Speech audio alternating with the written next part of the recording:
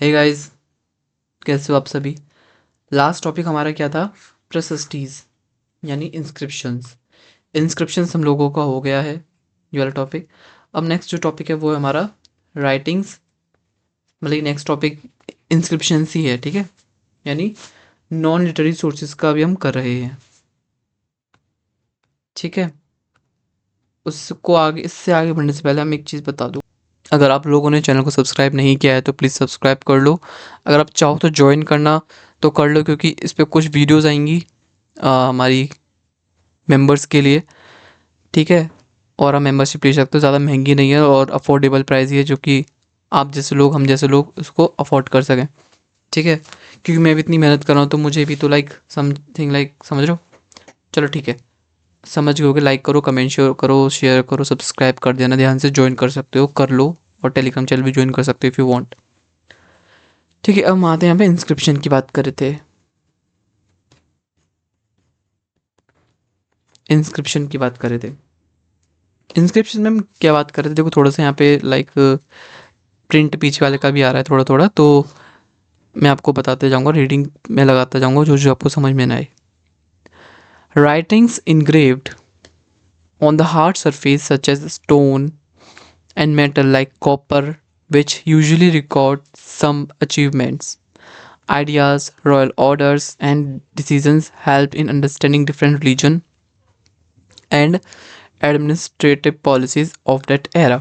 बहुत सिंपल चीज़, बहुत सिंपल। अब कैसे सिंपल ये बताओ। अब भाई मैंने नहीं, आप लोगों ने, हम लोगों ने एक ऐसी चीज़ अचीव करी बहुत, जो कि हर एक इंसान को पता चलनी चाहिए। ऐसी चीज़ मैंने अचीव कर ली, ठीक है।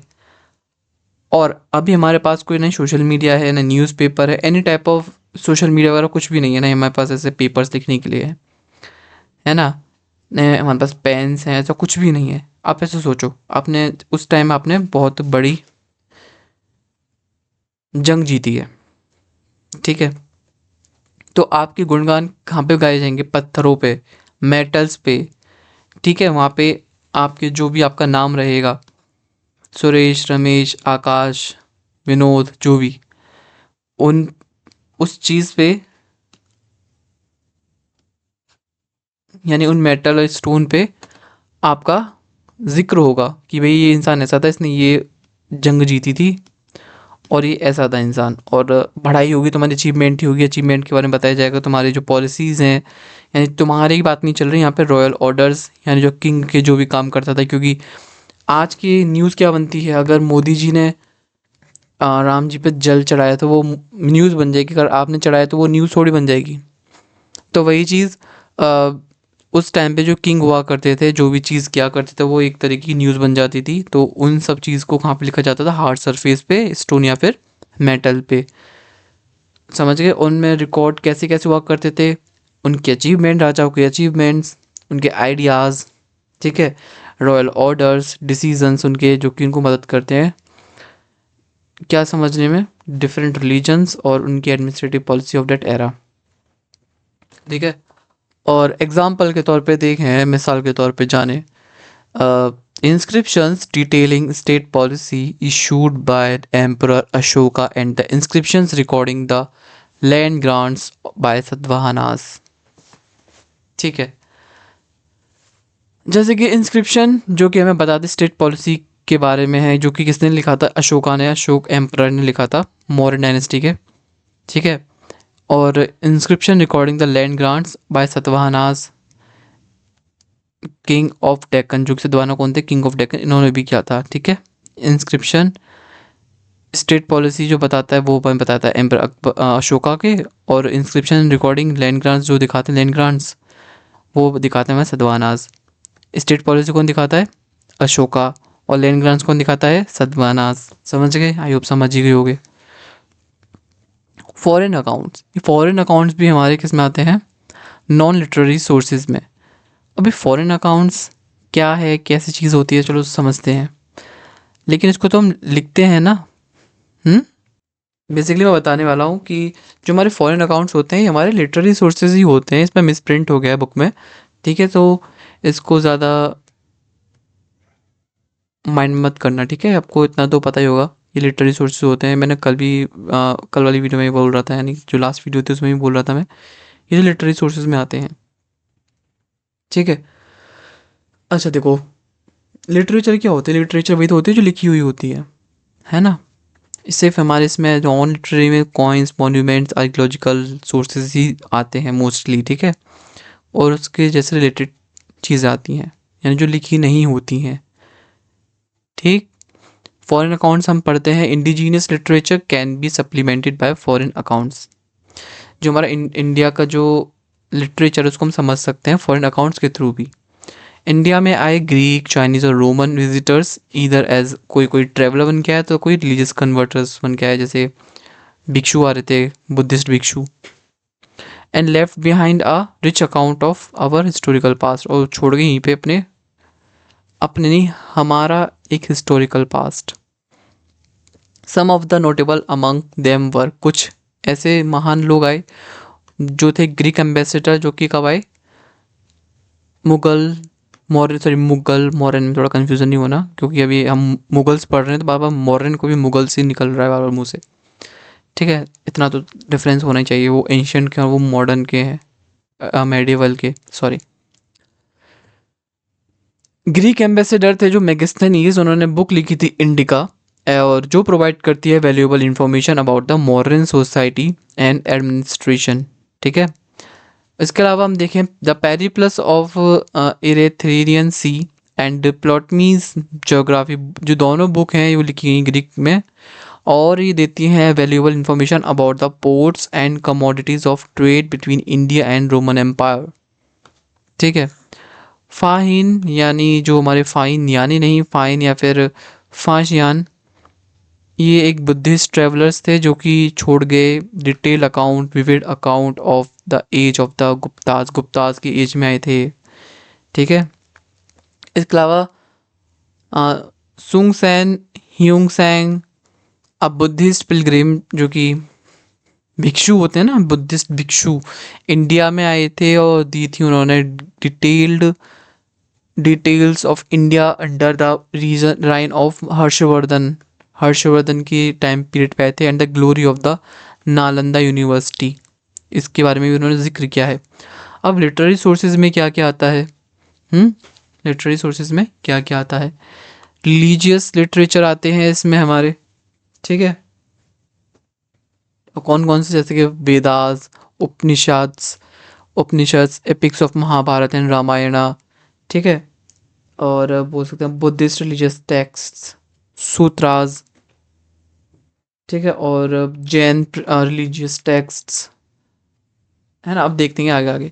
रिलीजियस लिटरेचर बेसिकली होता क्या है? The religious literature throws light on social, economic as well as cultural condition of the ancient Indian period. Some sources are basically, जो हमारा रिलीजियस लिटरेचर है वो हमें दिखाता है, समझाता है, बताता है सोशल, इकोनॉमिक, साथ ही साथ कल्चरल कंडीशन कैसी थी एंशियंट इंडियन पीरियड की, ठीक है? उनमें से कुछ सोर्सेज हैं द फोर वेदास। कौन कौन से वेदास हैं आगे देखेंगे। द वेदास में be assign to 1500, circa 1500 to 500 BCE, इस टाइम पर ये असाइन हुए थे, यानी लिखे गए थे, ऐसा मान लीजिए। The Rig Veda mainly contain prayers, while the later Vedic text, जो कि कौन कौन से हैं? सामवेद, यजुर्वेद और Atharvaveda, compromise not only prayer but rituals, magics and mythological stories. जो हमारे फोर वेदास हैं वो कौन कौन से हैं हमारे? ऋग्वेदा, ऋग्वेद, सामवेद, यजुर्वेद और अथर्ववेद। प्रोनाउंसिएशन अगर कहीं मिस्टेक हो तो सॉरी, ऐसा मेरे को किसी की भावनाओं को हर्ट करने का शौक नहीं है या फिर कोई ऐसा उद्देश्य नहीं है, तो यस, तो आप प्रोनाउंसिएशन समझ लेना, ठीक है? हो सकता है सबके प्रोनाउंसिएशन अलग अलग हो सकते हैं, ठीक है? जो बेसिकली जो ऋग्वेदा है, जो मेन वेदा ऋग्वेदा है, उसमें सिर्फ दे रखे हैं किस पे फोकस?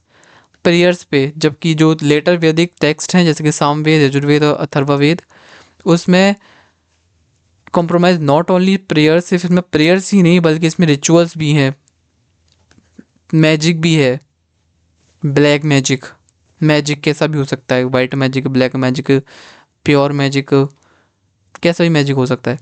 मिथोलॉजिकल स्टोरीज यानी मिथ्स वाली stories, mythological stories. Upanishads contain philosophical discussion of आत्मा एंड परमात्मा। ये जो उपनिषद है जो कि एक फिलोसॉफिकल डिस्कशन है किस किस पे, आत्मा और परमात्मा पे। उपनिषद को हम वेदांता भी बोल देते हैं। Epic of Mahabharata and Ramayan. Of the two epics, the Mahabharata is older in age and possibly reflects the state of fair from the 10th century BCE to 4th century CE. Originally, it consisted of 8800 verses called Jaya Samhita. The final completion brought the verses to 1 lakh, which came to be known as the Mahabharata or Satashari Samhita. ठीक है, इसमें महाभारत सबसे, मतलब कि इसमें तो बताया जा रहा है कि ओल्डर एज है ज़्यादा, मतलब कि महाभारत पहले लिखी गई है। ठीक है, लेकिन as far as I know, जितना मुझे को लगता है रामायण पहले लिखी गई है।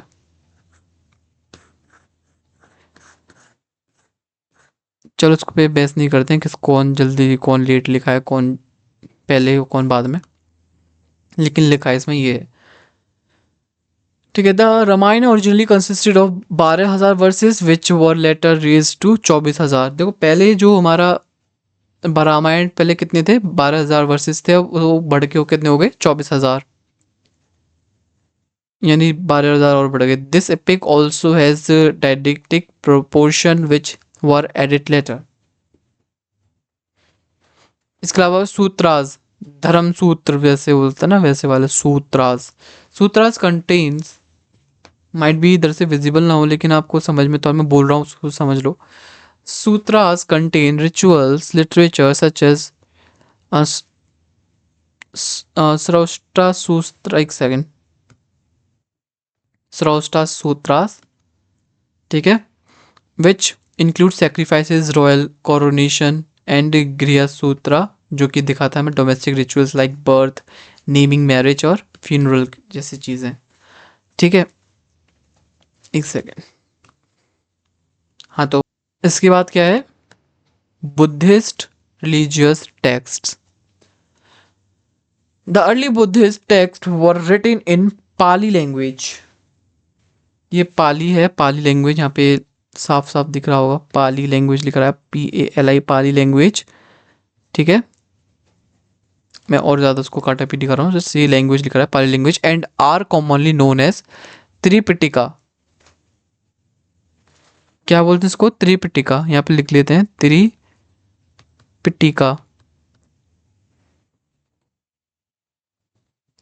इट्स पिटाका, पिटाका, त्रिपिटाका,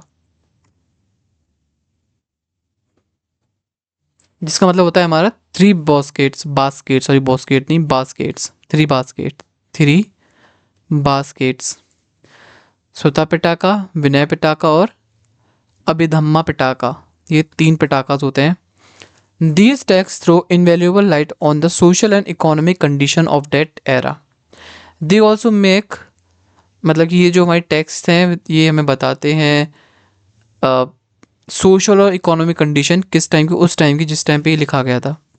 ठीक है, दे ऑल्सो मेक रेफरेंसेस, ये लेते हैं references to political events in the age of Buddha. Buddha के बारे में बताते हैं कि बुद्धिस्ट टेक्स्ट हैं, बुद्धा के बारे में नहीं बताएंगे तो राम के बारे में थोड़ी बताएंगे, रामायण राम के बारे में नहीं बताएंगे तो कृष्ण के बारे में थोड़ी बताएंगे, चलो कृष्ण के बारे में बता भी देंगे तो बुद्धा के बारे में थोड़ी बता देंगे। यानी जो जिसकी बुक है उसके बारे में तो लिखी जाएगी। शिव पुराण में विष्णु जी का जिक्र या विष्णु जी का थोड़ी बताया जाएगा, विष्णु जी ने क्या बोला था, कैसे कैसे शिक्षा दी थी, वो विष्णु पुराण में बताया जाएगा, है ना। एनीवेज, ऐसा कुछ मेरा उद्देश्य नहीं कि आप किसी को हर्ट करूँ, जस्ट एग्जाम्पल के तौर पर समझा रहा हूँ। इसमें बत लिखा है ना एज ऑफ बुद्धा के रेफरेंस लिया गया है। इसके बाद है हमारा जैनाज रिलीजियस टेक्स्ट, जैना लग जाता है, Jain religious text. The Jain text commonly called angas, जो जैन टेक्स्ट होते हैं उन्हें बोलते हैं हम अंगास। वो written in the Prakrit language, ये प्राकृत लैंग्वेज में लिखी हुई है, and contain philosophical concept of the Jainas. ये जो कि फिलोसॉफिकल कॉन्सेप्ट कंटेन करते हैं, रखते हैं अपने पास अंगास, जो टेक्स्ट होते हैं जैन के। ठीक है, they contain many text which help to reconstruct the political history of the eastern Uttar Pradesh and Bihar in the age of Mahavira.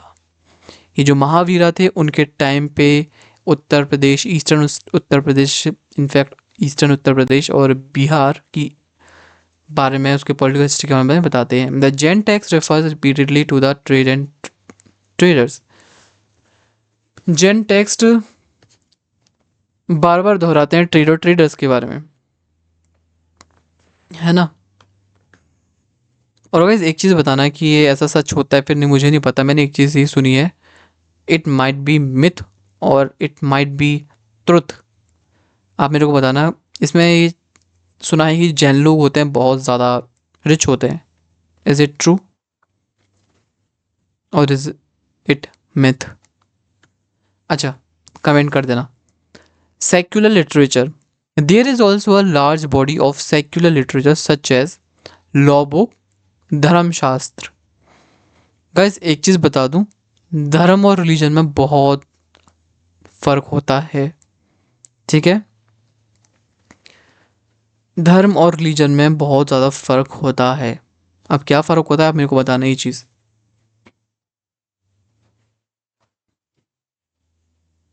These lay down the duties for different varnas as well as for the kings and their officials। ये हमें बताती हैं धर्मशास्त्र, law book बताती है कैसे कैसे क्या क्या ड्यूटीज़ करनी है डिफरेंट वर्नास को, साथ साथ किंग को कैसे ड्यूटीज़ करनी है और उनके ऑफिशियल्स को कैसे ड्यूटीज़ करनी है, ऑफिसर्स को कैसे ड्यूटी करनी है। They prescribe the rules according to which property is to be held. Guys एक चीज़ मेरे को लगता है, जैसे कि धर्मशास्त्र के बारे में बात बता रहे हैं, लोग हिस्ट्री से कनेक्ट क्यों नहीं कर पाते, मुझे पता है क्या लगता है। जैसे कि अब हम ऐसे बोलते हैं एकदम एकदम प्रॉपर तरीके से इंग्लिश में बोलते हैं, किंग एंड द ऑफिशियल्स। हमें ऑफिशियल सुन के क्या लगता है, ब्रिटिश जैसे लोग वहाँ पे खड़े हैं, लगता नहीं लगता। ऑफिसर्स जैसे पुलिस के वहाँ पे बंदे खड़े हुए हैं मॉडर्न टाइम पे। थोड़ा इन चीज़ों को, जो भी मेरी एजुकेशन है, एजुकेशन पॉलिसी जो भी बनाते हैं उन लोगों को यही होना चाहिए कि ये चीज़ तो आपको इंग्लिश में लिखनी चाहिए, इंग्लिश में। जैसे राजा और उनकी प्रजा, और राजा उनके जो क्या होते हैं, ऑफिसर्स ही होते हैं, जो उनको हिंदी में क्या बोलते हैं, क्योंकि यहाँ पे लिखा नहीं गया कि उसको, जिसके लिए हम नहीं समझ सकते और हमें याद भी नहीं आता एक टाइम पे। इसलिए तो हमारी हिंदी इंग्लिश, हमारी हिंदी भी स्ट्रांग नहीं है, इंग्लिश भी स्ट्रांग नहीं है, कुछ भी स्ट्रांग नहीं है हमारा, है ना। हिंदी में एक्सट्रीम हिंदी लिख देते हैं, इंग्लिश में एक्सट्रीम इंग्लिश लिख देते हैं, ठीक है। जो उनके रजवाड़े लोग होते हैं, रजवाड़े होते हैं ना, क्या बोलते हैं, राजा अधिकारी बोल सकते हैं, मिनिस्टर्स बोल सकते हैं, मंत्री बोल सकते हैं, मंत्री, है ना। तो वो चलो ठीक लगता है। ऑफिशियल सुनने में बहुत ऐसा, मुझे नहीं पता आप लोगों का होता नहीं होता, लेकिन हाँ मेरे दिमाग में वही चीज़ आती है ऑफिशियल्स नाम सुन के। जैसे धरती माँ सुन के क्या आता है आपके दिमाग में? एक हमारा ये इंडिया देश है, इंडिया देश, देश की भी कैसा बन गया पता नहीं, अजीब सा।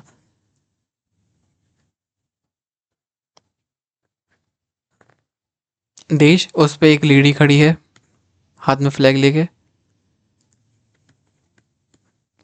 ठीक है।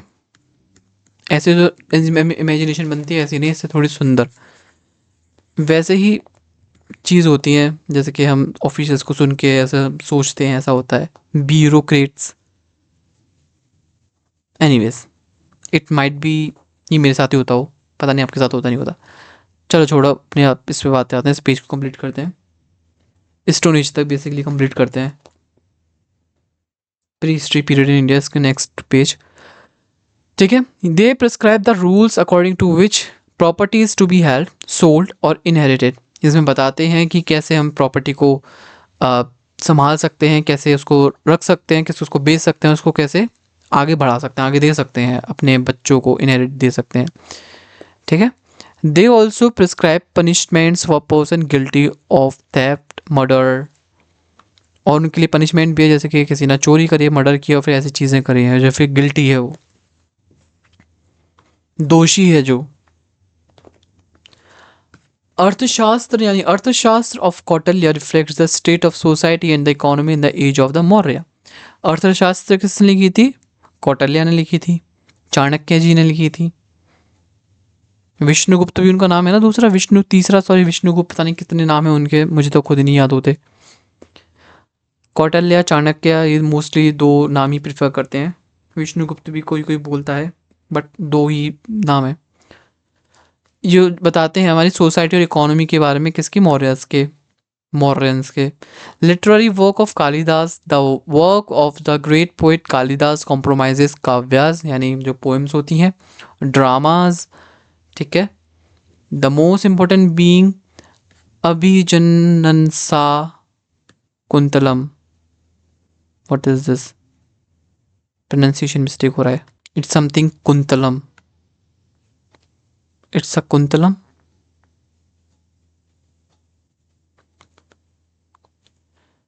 अभिजनन सकंतुलम, जो भी आप समझ रहे हो, यहाँ पे लिख रहा है सामने अभिजनन कुंतलम, क्योंकि ना ऐसे नीचे आ जाते हैं बड़े बड़े वर्ड्स, उसको पढ़ने में और दिक्कत आती है। सॉरी गाइस, प्रोनाउंसिएशन में मत जाना, आप समझ जाओ, ठीक है। Besides being creative composition, they give an insight into the social and cultural life of the northern and the central India in the age of the Guptas। Guptas के बारे में बताते हैं, उनके कैसा सोसाइटी में कैसी सोसाइटी थी, कैसा कल्चर था, कल्चरल लाइफ थी। Rajatarangini, this is the famous book written by Kalhana and depicts the social and political life of 12th century CE Kashmir. ये कश्मीर के बारे में बताते हैं, 12th century में कश्मीर कैसा था, उसकी पॉलिटिकल सोशल लाइफ कैसी थी। चरिताज या बायोग्राफीज, चरिताज और बायोग्राफीज, चरिताज ये बायोग्राफीज होती हैं written by the court poet in administration of their rulers such as Harshacharita written by Banabhatta in praise of king Harshavardhana. इन्होंने, ये तो आपने सबने सुना, हर्षचरिता किसने लिखी? हर्षवर्धन के बढ़ाई में लिखी गई है। बनावट किसने लिखी है? जो कि हमारी, किसने लिखी है? मुझे कमेंट में बताओ भाई, सामने लिखा हुआ है बनावट, ठीक है। मुझे पता था आप लोग सर्च करने गए हुए, बट यहाँ पे सामने लिखा हुआ बनावट ने लिखी थी। और पता है इसमें इन्होंने ये सब चीज़ भी बोली है कि हमारे हर्षवर्धन जो राजा हैं, महाराज हैं, धीराज हैं, राजा राजा महाराजा हैं, सर्वश्रेष्ठ शेष राजा हैं, राजाओं के राजा हैं, ये इतने धनवान हैं, कुबेर से भी ज़्यादा। अच्छा जी, ये ऐसे इतना इतना प्रेज करेंगे कि कोई भी ऐसे बोलेगा आप बहुत अच्छे होते, तो आप अच्छे थोड़ी हो जाओगे, है ना। बेशक आप अपने लिए अच्छे हो गए, लेकिन दूसरों के लिए नहीं हुए तो। Anyways, Sangam literature, this is the earliest South Indian literature produced by poets who assembled together. अब संगम लिटरेचर एक ज़रूरी भी है और अर्लीस्ट साउथ इंडियन लिटरेचर है, जो कि किन किन लोगों ने लिखी थी, प्रोड्यूस किस किस लोगों ने करी थी, प्रोड्यूस यानी किन किन ने बनाई थी। जो पोइट्स थे वो बनाए गए थे पोइट्स के थ्रू, जो कि असेंबल हुए थे। असेंबल बुक में भी ऐसा ही दिखाई दे रहा है, जहाँ पे ये दिखाई दे रहा है ना, असेंबल टुगेदर, जो कि एक साथ असेंबल हुए, जिनको कि हम क्या बोलते हैं, Sangam. And provides valuable information about the social, economic and political life of the people living in deltaic Tamil Nadu. This Tamil literature contains literary gems such as Shilpa ki, oh shit, my bad, Silappadikaram and Manimekalai. ये सारी चीज़, ये एक इनके literature हैं, James हैं, जो कि James माना जाता है। गाइस, प्रोनाउंसिएशन पे प्लीज़ मत जाना, गौर मत करो ज़्यादा, प्लीज़, मैं बार बार कह रहा हूँ, ठीक है। Pre historic period in India according to tools. अब हम आगे, हम प्री हिस्टोरिक पीरियड पे हमने पढ़ लिया सोर्सेज, और इसके बाद पढ़ेंगे हम pre historic period in India according to tools. Ancient history can be divided into different periods according to tools used by the people. अब भाई हमें प्री हिस्ट्री जाननी है, हमारे पास कोई रिटेन रिकॉर्ड्स नहीं है, हमारे पास कोई ऐसा कैमरे नहीं लगे थे हम उनकी वीडियोस देख लें क्या हो रहा था वहाँ पे, तो हम कैसे पता लगाते हैं? टूल्स के थ्रू, उनके जो हथियार थे उनके थ्रू, ठीक है, according to tools use by the people then, जब हुआ करते थे। पैलियोलिथिक पीरियड जो कि ओल्ड एज स्टोन एज माना जाता है। देखो पैलियो मतलब क्या होता है पुराना, लिथिक मतलब स्टोन और पीरियड मतलब एज। पैलियोलिथिक एज जो कि माना जाता है 5 लाख से 10,000 BCE के बीच में। मीजोलिथिक यानी middle stone age, late stone as.